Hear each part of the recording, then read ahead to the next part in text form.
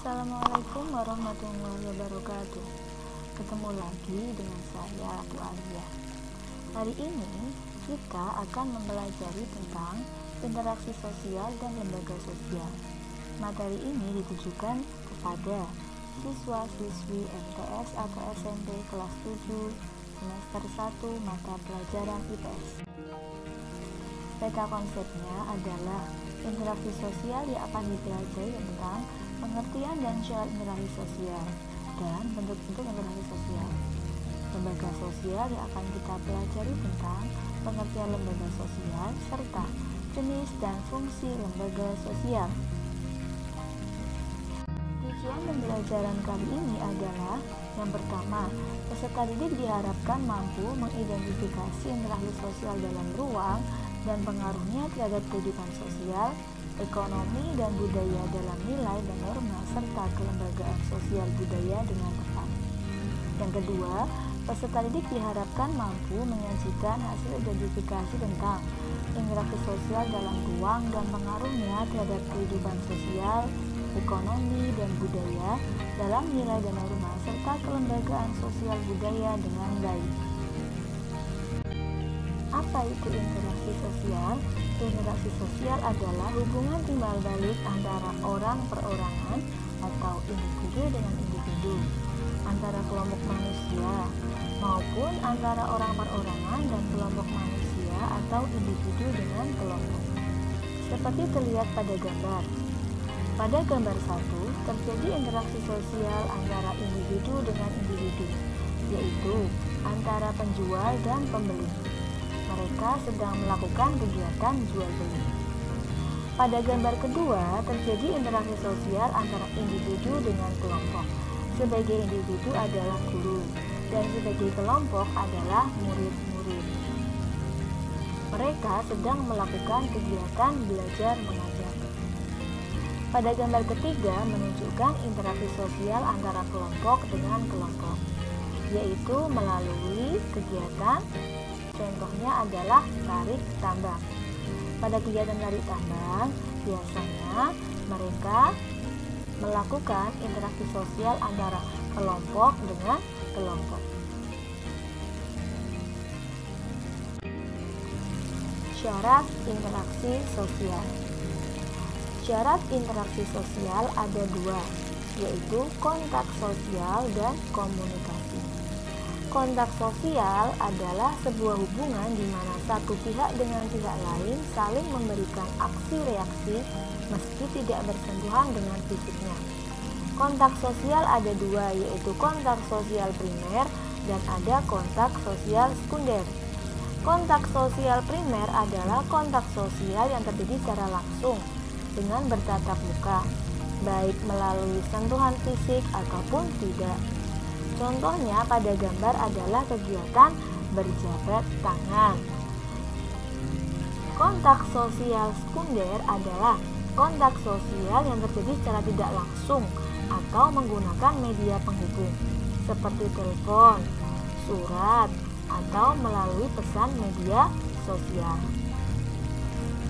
Syarat interaksi sosial yang kedua adalah komunikasi. Komunikasi adalah suatu proses penyampaian dan penerimaan pesan atau ide gagasan dari suatu pihak kepada pihak lain agar terjadi upaya saling mempengaruhi keduanya. Komunikasi ada dua, ada komunikasi verbal dan ada komunikasi non-verbal. Komunikasi verbal adalah komunikasi yang menggunakan lisan atau tulisan. Contohnya pada gambar adalah ketika adanya komunikasi atau percakapan antara seorang anak dengan ayahnya. Komunikasi nonverbal adalah komunikasi yang menggunakan simbol-simbol atau bahasa tubuh. Misalnya, ketika seseorang tersenyum, ketika seseorang marah, ataupun yang lainnya. Suatu kegiatan dapat dikatakan interaksi sosial apabila terpenuhi dua syarat tersebut, yaitu kontak sosial dan komunikasi. Coba kita perhatikan gambar 1 dan gambar 2. kegiatan seorang anak yang sedang berbicara dengan teman-teman. Kegiatan tersebut akhir-akhir ini sering kita lihat ketika sedang melakukan pembelajaran secara daring atau online. Pada gambar tersebut sudah terjadi interaksi sosial. Kenapa? Karena pada gambar tersebut sudah terpenuhi dua syarat interaksi sosial, yaitu kontak sosial dan komunikasi. Kontak sosial yang dilakukan pada gambar tersebut adalah kontak sosial sekunder. Kontak sosial sekunder terjadi ketika kontak sosial yang dilakukan melalui alat bantu, yaitu dalam alat ini adalah melalui media komputer. Dan terlihat komunikasi antara seorang anak dengan teman-temannya. Jadi pada gambar 1 menunjukkan terjadinya interaksi sosial. Selanjutnya pada gambar kedua, apakah sudah terjadi interaksi sosial? Berdasarkan pengamatan pada gambar kedua, kita bisa mengetahui bahwa kegiatan tersebut belum terjadi interaksi sosial. Kenapa? Karena kegiatan tersebut hanya memenuhi syarat yang pertama, yaitu kontak sosial, yaitu ketika mereka atau anggota keluarga bertemu secara langsung atau berkumpul bersama. Sedangkan untuk komunikasi tidak terlihat pada gambar tersebut, karena pada gambar tersebut nampak setiap anggota keluarga punya kegiatannya masing-masing. Misalnya, seorang ibu sedang asik mendengarkan lagu, ayah sedang menonton TV, dan anak-anak sedang bermain HP, ada yang mendengarkan lagu, dan juga ada yang bermain laptop. Ciri-ciri interaksi sosial ada 4. Yang pertama, jumlah pelakunya lebih dari seorang, biasanya 2 atau lebih, berlangsung secara timbal balik. Yang ketiga, adanya komunikasi antar pelaku. Dan yang keempat, adanya suatu tujuan tertentu. Faktor pendorong interaksi sosial. Yang pertama adalah imitasi. Imitasi adalah proses seseorang mencontoh atau meniru sebagian dari perilaku orang lain dan sifatnya tidak permanen. Peniruan itu meliputi sikap, penampilan, tingkah laku hingga gaya hidup. Contohnya adalah pada gambar, ketika seorang anak meniru sikap ibunya yang sedang berdoa dengan mengangkat tangan, dan anak itu pun akhirnya meniru sikap ibunya. Yang kedua adalah sugesti, adalah pengaruh psikis pada seseorang yang berasal dari diri sendiri ataupun orang lain karena adanya kepercayaan terhadap sesuatu hal dari orang yang dipercayai. Contohnya adalah seorang pasien yang akan berobat ke seorang dokter, maka pasien tersebut akan cepat mengalami penyembuhan. Salah satunya disebabkan adanya rasa sugesti pada dokter tersebut. Yang ketiga adalah identifikasi, adalah proses berinteraksi dengan cara meniru atau mengikuti hampir sama seluruh dari perilaku orang lain, baik penampilan fisik maupun yang lain yang sifatnya lebih permanen. Seperti terlihat pada gambar adalah seseorang yang mengidolakan tokoh idolanya sehingga rela merubah bentuk wajahnya menjadi mirip dengan tokoh idolanya. Yang keempat adalah simpati. Simpati merupakan kemampuan untuk merasakan diri seolah-olah dalam keadaan orang lain dan ikut merasakan apa yang dilakukan, dialami, atau diderita orang lain. Contoh simpati adalah ketika ada teman kita yang sedang merasakan kesedihan, maka kita ikut merasakan kesedihan dan berusaha untuk membantunya. Yang kelima, empati. Empati adalah kelanjutan dari rasa simpati yang berupa perbuatan nyata untuk mewujudkan rasa simpati. Contohnya adalah ketika kita ikut merasakan kesedihan yang dirasakan oleh teman kita, maka kita berusaha memberikan bantuan kepada teman tersebut. Yang terakhir adalah motivasi. Motivasi adalah dorongan yang mendasari seseorang untuk melakukan perbuatan berdasarkan pertimbangan rasionalitas. Pada gambar terlihat kegiatan motivasi, yaitu ketika ada seseorang yang sedang merasa sedih, kemudian dimotivasi oleh teman-temannya agar tidak sedih lagi. Atau motivasi juga terlihat ketika kita sedang malas belajar, maka kita dimotivasi oleh teman-teman kita agar kita bisa semangat belajar lagi.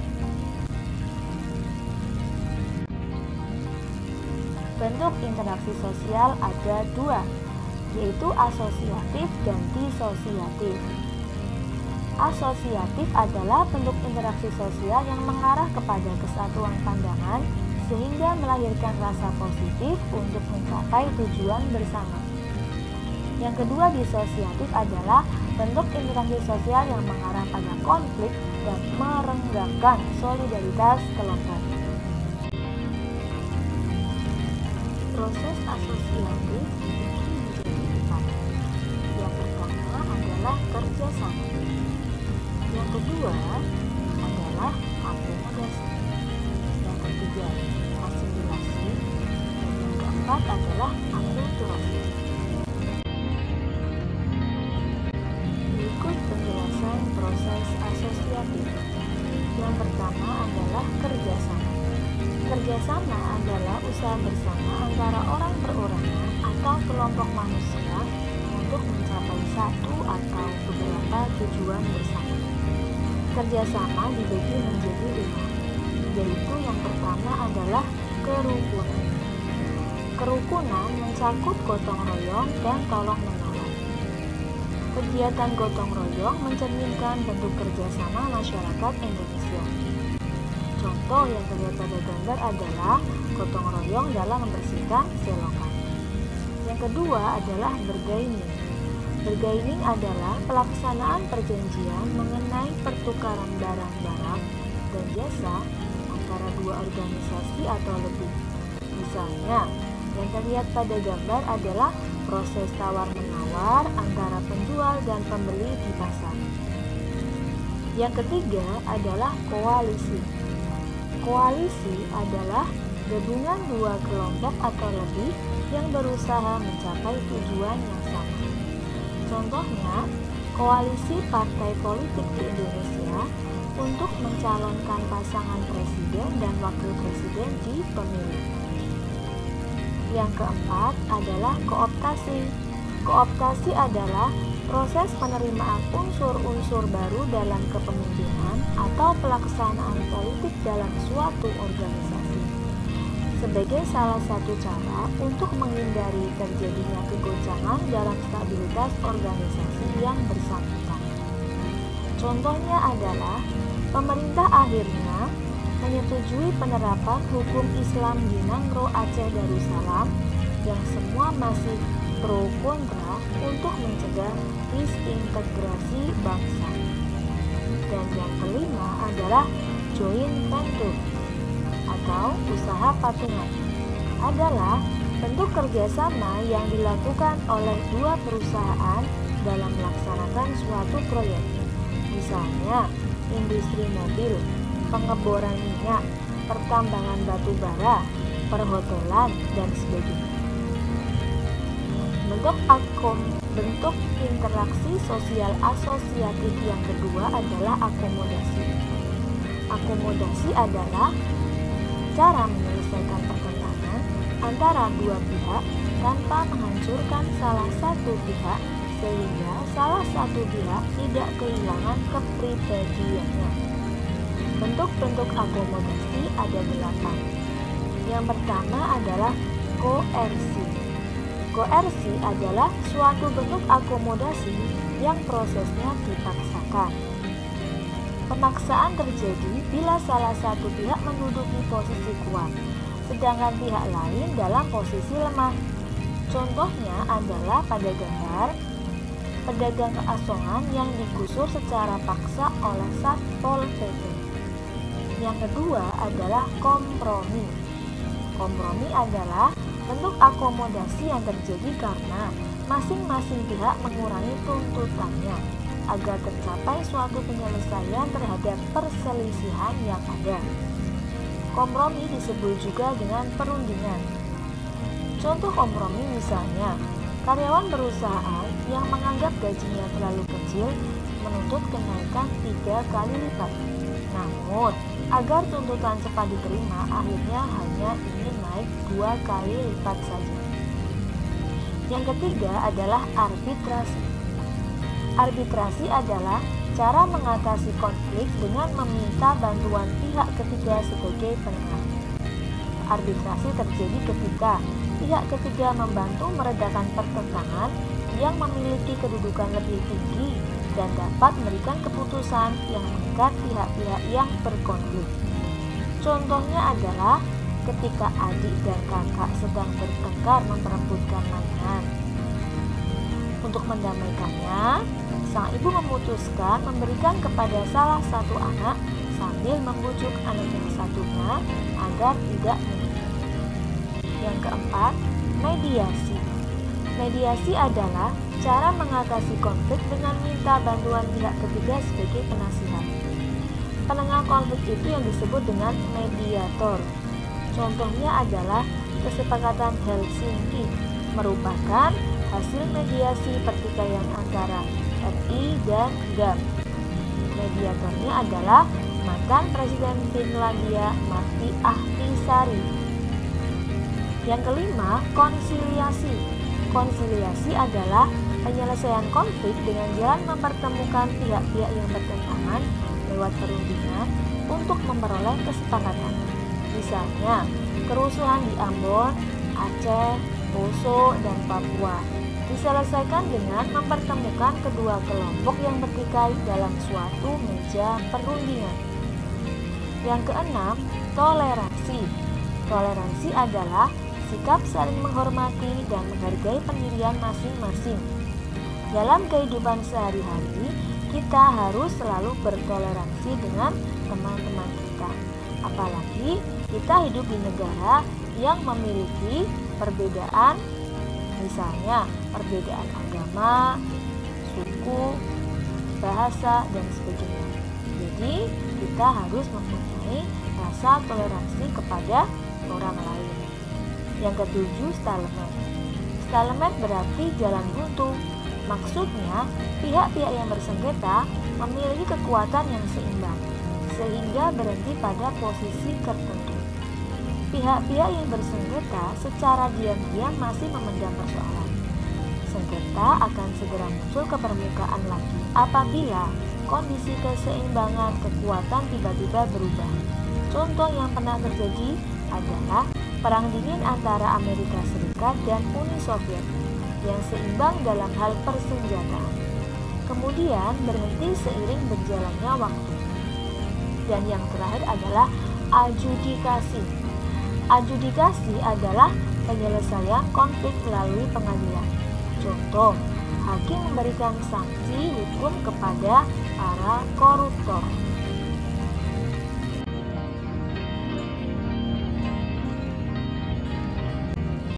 Untuk proses asosiatif yang ketiga adalah asimilasi. Asimilasi adalah pembauran yang terjadi antara dua kebudayaan, di mana proses ini menghilangkan ciri khas dari kebudayaan asli atau awal, sehingga membentuk kebudayaan baru. Contoh asimilasi adalah dalam hal makanan, yaitu bakso. Bakso adalah makanan yang dibawa oleh orang Tiongkok.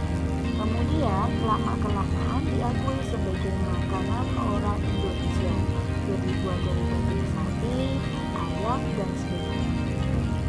Yang keempat adalah akulturasi. Akulturasi adalah proses sosial yang menghasilkan pembauran atau penggabungan dua kebudayaan, tetapi tidak menghilangkan ciri khas dari kebudayaan asli atau awal. Contohnya adalah Menara Masjid Kudus di Jawa Tengah, beratap tumpang. di mana bangunannya merupakan perpaduan budaya Jawa, Hindu, dan Islam. Proses disosiatif. Proses disosiatif terbagi menjadi tiga. Yang pertama adalah kompetisi atau persaingan. Kompetisi adalah suatu proses individu atau kelompok yang bersaing untuk mencari keuntungan melalui bidang-bidang kehidupan tertentu dengan cara menarik perhatian publik tanpa menggunakan ancaman atau kekerasan. Contohnya, persaingan dalam hal meraih gelar juara, kesuksesan, mendapatkan sebuah piala atau hadiah. Pada gambar di situ nampak persaingan yang terjadi pada sebuah pertandingan olahraga. Yang kedua, kontravensi. Kontravensi adalah suatu bentuk dari interaksi sosial dengan ditandai adanya ketidakpastian tentang diri seseorang serta perasaan tidak suka yang kemudian disembunyikan. Kontravensi adalah proses sosial di antara persaingan dan pertentangan. Contohnya seperti pada gambar adalah tindakan penghasutan yang dilakukan kepada seorang anak sehingga dia diejek dan dikucilkan oleh teman-temannya. Yang ketiga, pertentangan atau konflik. Pertentangan atau konflik adalah suatu interaksi sosial di mana individu atau kelompok berusaha untuk memenuhi tujuannya dengan jalan menentang pihak lawan yang disertai dengan ancaman dan kekerasan.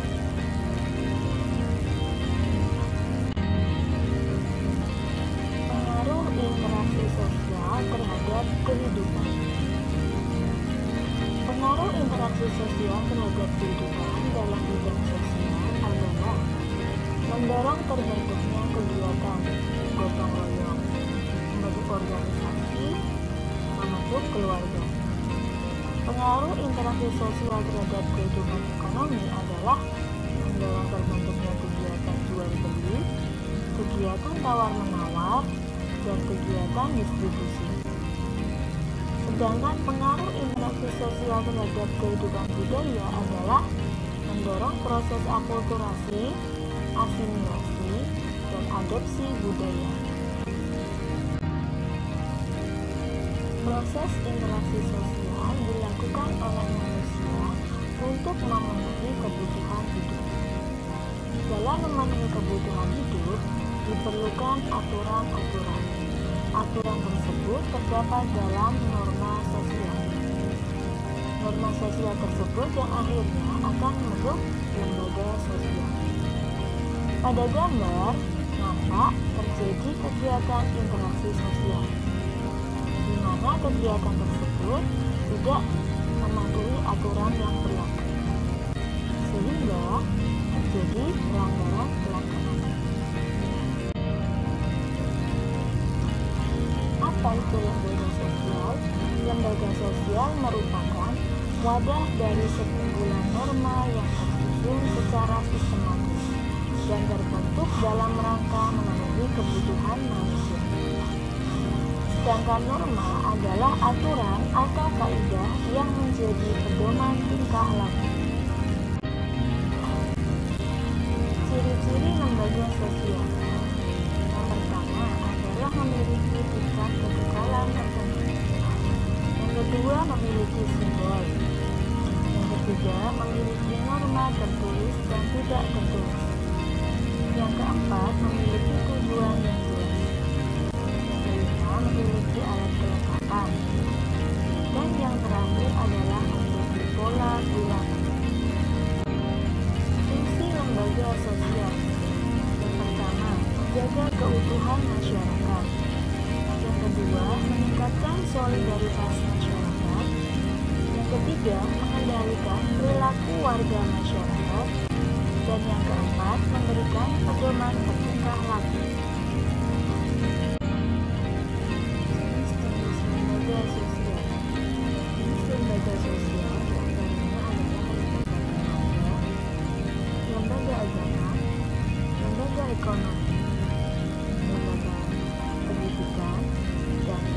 politik. Yang pertama adalah lembaga keluarga. Keluarga merupakan unit sosial yang terkecil dalam masyarakat yang terdiri dari ayah, ibu, dan anak. Keluarga berperan membina dan mendidik anggota-anggotanya untuk beradaptasi dengan lingkungan fisik maupun lingkungan budaya di mana ia berada. Apabila semua anggota sudah mampu untuk beradaptasi dengan lingkungan di mana ia tinggal, maka kehidupan masyarakat akan tercipta menjadi kehidupan yang tenang, aman, dan tentram. Dari keluarga melahirkan individu dengan berbagai macam bentuk kepribadian dalam masyarakat. Fungsi lembaga keluarga antara lain adalah 1. Fungsi reproduksi, 2. Fungsi proteksi atau perlindungan, 3. Fungsi ekonomi, 4. Fungsi sosialisasi, 5. Fungsi afeksi, 6. Fungsi pengawasan sosial, dan 7. Fungsi pemberian status. Yang kedua adalah lembaga agama. Lembaga agama adalah sistem keyakinan dan praktek keagamaan dalam masyarakat yang telah dirumuskan dan dilakukan. Agama merupakan suatu lembaga atau institusi penting yang mengatur kehidupan rohani manusia. Agama pada dasarnya aktivitas manusia untuk berhubungan dengan Tuhan. Pendidikan agama menuntut individu untuk berperilaku baik terhadap sesama manusia, makhluk hidup lain, dan alam sekitar. Fungsi lembaga agama: 1. Sebagai pedoman hidup bagi manusia, baik dalam kehidupan sebagai pribadi, dalam hubungan dengan Tuhan, dalam hubungan dengan manusia lain, dan hubungan dengan alam sekitar. Yang kedua, sebagai sumber kebenaran. Yang ketiga, mengatur tata cara hubungan manusia dengan manusia dan manusia dengan Tuhan. Yang keempat, tuntunan prinsip benar dan salah untuk menghindari perilaku menyimpang. Yang kelima, pedoman pengungkapan perasaan kebersamaan di dalam agama diwajibkan berbuat baik terhadap sesama. Yang keenam, pedoman keyakinan manusia berbuat baik selalu disertai dengan keyakinan bahwa perbuatan itu merupakan kewajiban dari Tuhan. Yang ketujuh, pedoman keberadaan yang pada hakikatnya makhluk hidup di dunia adalah ciptaan Tuhan semata. Dan yang kedelapan, pedoman untuk rekreasi dan hiburan. Dalam mencari kepuasan batin melalui rekreasi dan hiburan, tidak melanggar kaidah-kaidah agama. Yang ketiga adalah lembaga ekonomi. Lembaga ekonomi bertujuan untuk mengatur bidang-bidang kehidupan dalam rangka mencapai kehidupan yang sejahtera dan terpenuhinya kebutuhan masyarakat. Lembaga ekonomi lahir sebagai suatu usaha manusia menyesuaikan diri dengan alam untuk memenuhi kebutuhan hidup mereka yang berkaitan dengan pengaturan dalam bidang-bidang ekonomi dalam rangka mencapai kehidupan yang sejahtera. Fungsi lembaga ekonomi antara lain: 1. Memberi pedoman untuk mendapatkan bahan pangan. 2. Memberi pedoman untuk melakukan pertukaran barang atau barter. 3. Memberi pedoman tentang harga jual beli barang. 4. Memberi pedoman untuk menggunakan tenaga kerja. 5. Memberikan pedoman tentang cara pengupahan. 6. Memberikan pedoman tentang cara pemutusan hubungan kerja. 7. Memberi identitas bagi masyarakat. Yang keempat, lembaga pendidikan. Lembaga pendidikan adalah lembaga atau tempat berlangsungnya proses pendidikan yang dilakukan dengan tujuan untuk mengubah tingkah laku individu ke arah yang lebih baik melalui interaksi dengan lingkungan sekitar. Lembaga pendidikan merupakan sebuah lembaga yang menawarkan pendidikan formal, mulai dari jenjang prasekolah sampai ke jenjang pendidikan tinggi, baik yang bersifat umum maupun khusus. Yang kelima ada lembaga politik. Lembaga politik merupakan suatu lembaga yang mengatur pelaksanaan dan wewenang yang menyangkut kepentingan masyarakat agar tercapai suatu keteraturan dan tata tertib kehidupan masyarakat. Lembaga politik merupakan keseluruhan tata nilai dan norma yang berkaitan dengan kekuasaan. Lembaga politik yang berkembang di Indonesia diantaranya adalah Majelis Permusyawaratan Rakyat atau MPR, Presiden dan Wakil Presiden, Dewan Perwakilan Rakyat atau DPR, Dewan Perwakilan Daerah atau DPD, pemerintah daerah, DPRD provinsi dan DPRD kabupaten atau kota, dan partai politik. Pengaruh interaksi sosial terhadap lembaga sosial. Berdasarkan data tersebut, terlihat aktivitas manusia dalam memenuhi kebutuhan seperti makan sebagai penghidupan. Untuk makan sepiring nasi, manusia harus berinteraksi dengan banyak orang, di antaranya dengan penjual beras, petani, dan masih banyak lagi. Hal tersebut menunjukkan bahwa manusia sebagai makhluk ekonomi dan makhluk sosial. Artinya bahwa manusia selalu memenuhi kebutuhan hidupnya tentu saja dengan cara yang rasional, karena manusia tidak bisa memenuhi kebutuhannya sendiri. Agar manusia memenuhi kebutuhannya dengan teratur, maka dalam kegiatannya manusia memerlukan aturan atau norma yang mengatur kehidupan bermasyarakat dalam bentuk lembaga sosial. Dalam hal ini, dalam kaitannya dengan gambar tersebut adalah berkaitan dengan lembaga ekonomi. Contoh yang kedua tentang pengaruh interaksi sosial dengan lembaga sosial adalah terlihat gambar seorang ibu yang ingin agar anaknya mendapatkan ilmu. Akhirnya, orang tua tersebut mendaftarkan anak tersebut ke lembaga pendidikan. Demikianlah contoh-contoh pengaruh interaksi sosial terhadap lembaga sosial. Demikianlah materi tentang interaksi sosial dan lembaga sosial. Sebelum kita tutup materi pelajaran ini, marilah kita membaca hamdalah. Alhamdulillahirabbil